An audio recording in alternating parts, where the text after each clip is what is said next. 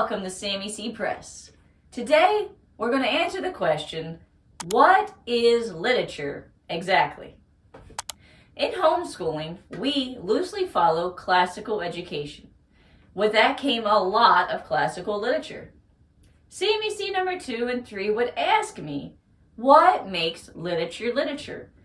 In other words, who is the one responsible for me having to read this really old book? That led us on a quest to find the answer to that very question. So what is literature? Literature is writing that has intellectual and artistic value. It can be complex with well-developed characters, as well as skillful use of language. It can have a thought-provoking theme. It may also have enduring significance and contribute to a deeper understanding of a human experience. Okay, so who determines a book's literary value? This can vary greatly depending on the individual reader, literary critics, scholars, and the literary community as a whole. The determination of a book's literary value is subjective. That means something being literature or not is based on a person's opinion and feelings rather than on fact. We know that taste in art is a subjective matter, and the same is true with literature. Literary value is often attributed to books that demonstrate exceptional writing, thematic depth, originality, and enduring relevance. So if literature is subjective, then how do we have literature in the first place? From what we have learned so far, literature is very much a personal experience, along with literary critics, scholars, and the literary community as a whole. But this leads me to wonder, what I may find original, enduring, and thought-provoking will probably be completely different than you. Yet, neither of us would be wrong since it is subjective. For example, who doesn't want to be like Atticus Finch from Harper Lee's book To Kill a Mockingbird? A man who was deeply moral, fair, and kind. At a time when people judge people simply because the color of their skin, Atticus Finch stands out in sharp contrast. He treated Tom Robinson with dignity and respect that he deserved. He decided to defend Tom Robinson as his lawyer because he was convinced of his innocence. But there are some that would not agree that Atticus Finch was something special, or that To Kill a Mockingbird has any value or impact on anyone today. Another example is that of Mark Twain. I love Huckleberry Finn. He finished writing this book in 1884.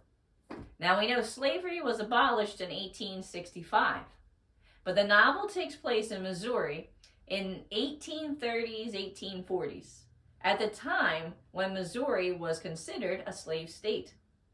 Just to be clear, I never ever agree with slavery in any way, shape, or form. For me, the book was extremely thought-provoking. I'll take you on my train of thought here. So Mark Twain was outspoken. Huckleberry Finn, a barely literate teen, had an adventure on a raft with Jim, a runaway slave. Now at that time in the novel, slavery was in full force. It is considered to be normal and accepted as a way of life. But Huck, on the adventure, is able to see the lies that have fueled slavery. The lies that black people do not have feelings or love their family. Huck sees and experiences Jim's care and concern for him.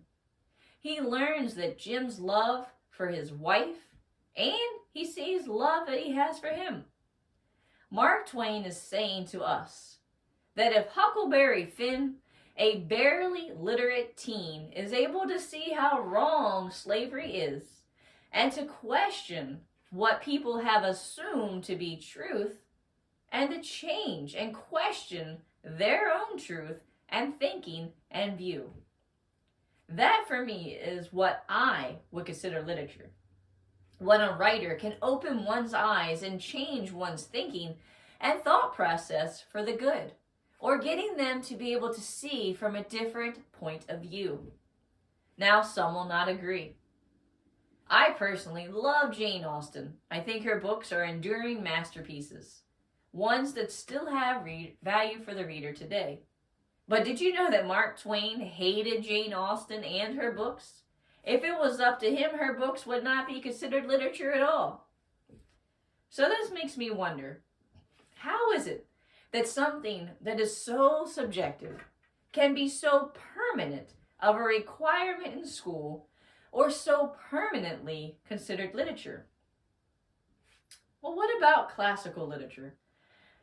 While literary scholars, critics, and experts may play a role in identifying and promoting certain works as classics, ultimately the status of literary work as a classic is often determined by its ongoing relevance and influence within the literary community and society as a whole.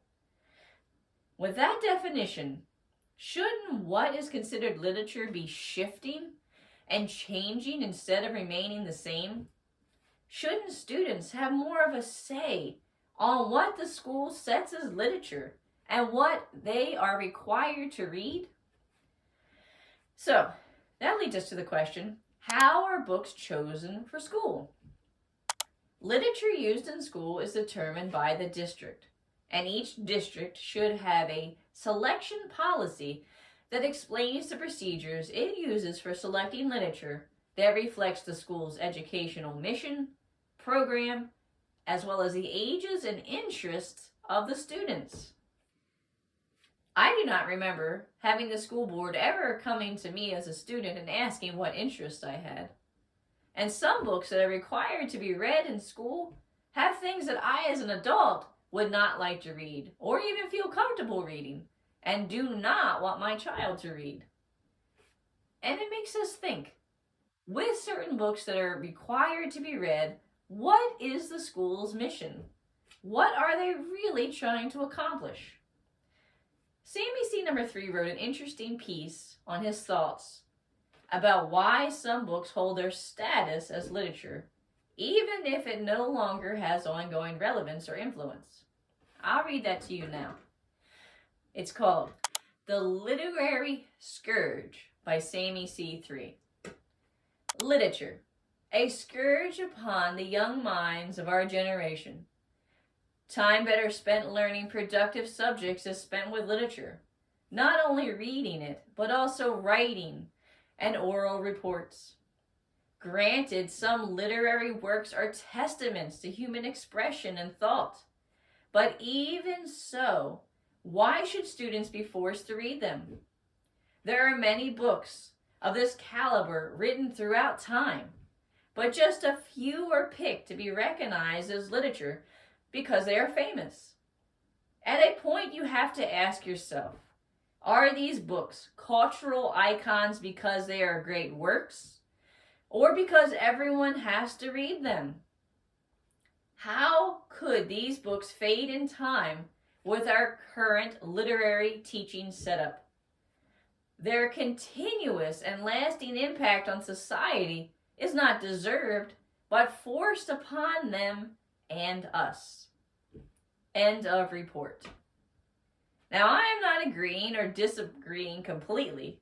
It is definitely something that we could think about. Sammy C. number 3 loves to read, and he is a very deep thinker.